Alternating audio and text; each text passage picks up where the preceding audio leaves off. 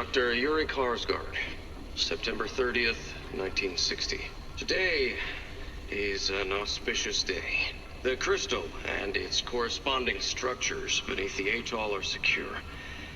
And Commander Neville has given us full access to the writings. The runes are unlike any script I've ever seen. Commander Neville believes they are of extraterrestrial origin, but I believe they originate from a civilization much, much older than any we have yet known. Deciphering them proved difficult at first, but I believe I have found a pattern. And I am working on a lexicon. The others do not see it yet.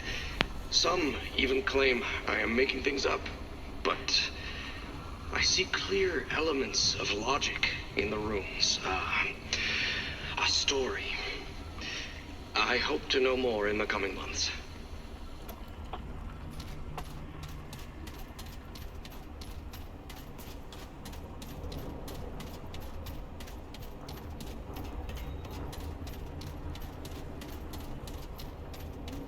Great.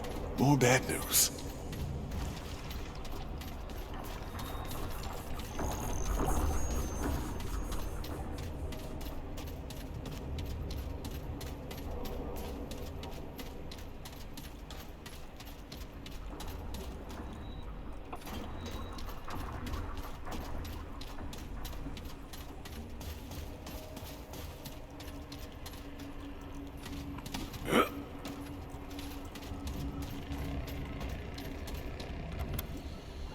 Dr. Yuri Karsgaard, June 7th, 1961. I have made a tremendous breakthrough. The crystal may not be a power source at all.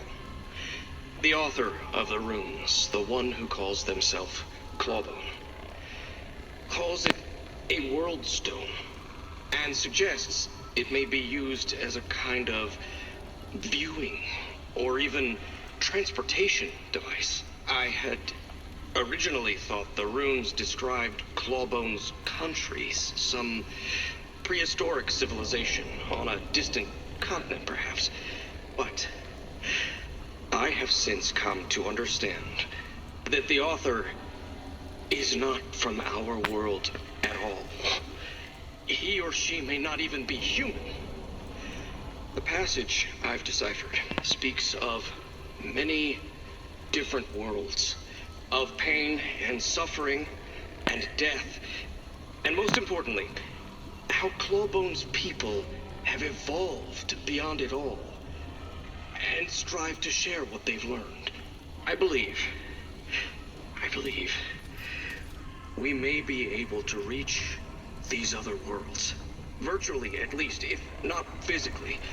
The runes speak of connecting minds to minds, to see into other worlds, perhaps even speak to them.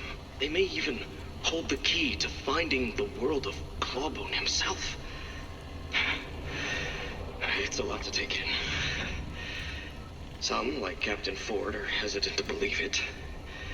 But they have not read the runes. For whatever reason, they cannot. But Clawbone is not some savage historian. He speaks of science with astounding accuracy, and what may seem like magic is likely just science we have yet to discover. I have given instructions on how to connect the minds of human volunteers to the World Stone. We are to begin experiments immediately. Now, if Clawbone is indeed ignorant, we will know soon enough. But if I am right, then we may rewrite our understanding of the entire universe.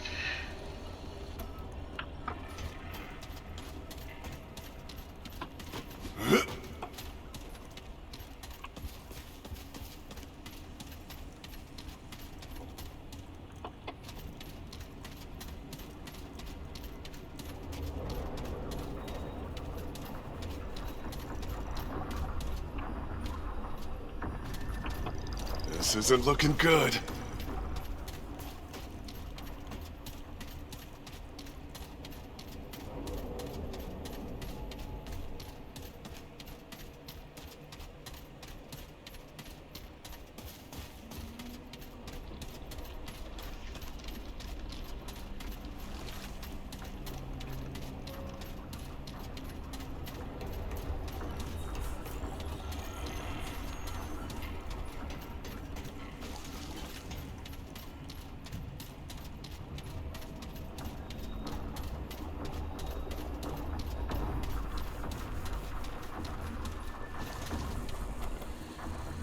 Dr. Yurik Harsgaard, December 13th, 1962.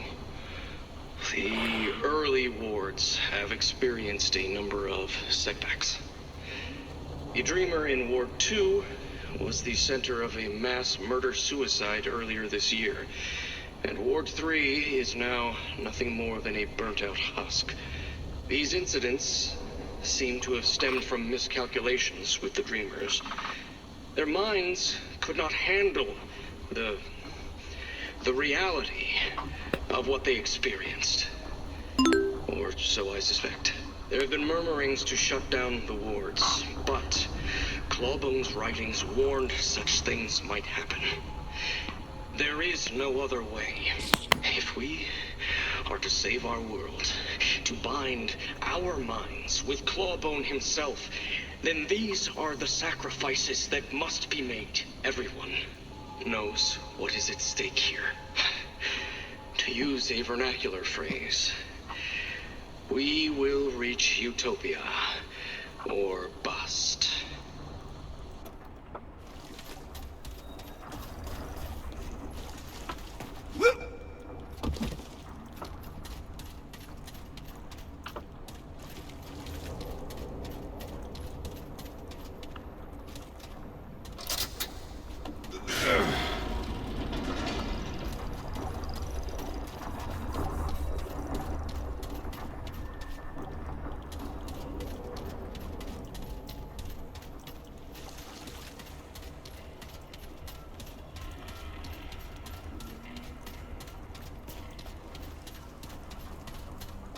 Now what?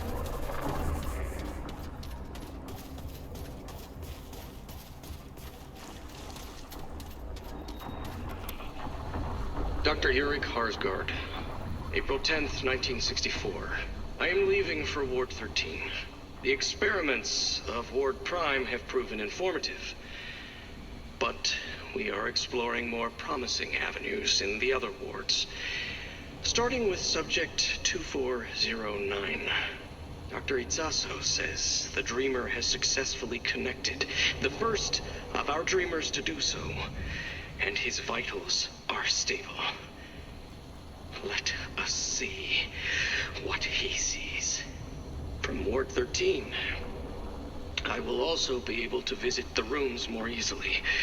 I learn more every time I investigate them. Even reading the same passages over again, I see connotations and meanings I did not notice before, as if the text were speaking directly to my mind. We will continue the Dreamer projects, tuning them, perfecting them, until one day I can connect a Dreamer to Clawbone himself. I can feel him, waiting on the edge of perception. He whispers to me, touches my dreams. I must speak with him. He has the answers we need, if we can but find that one crucial connection. Immortality, equality, cessation, serenity. Soon, we'll have it all.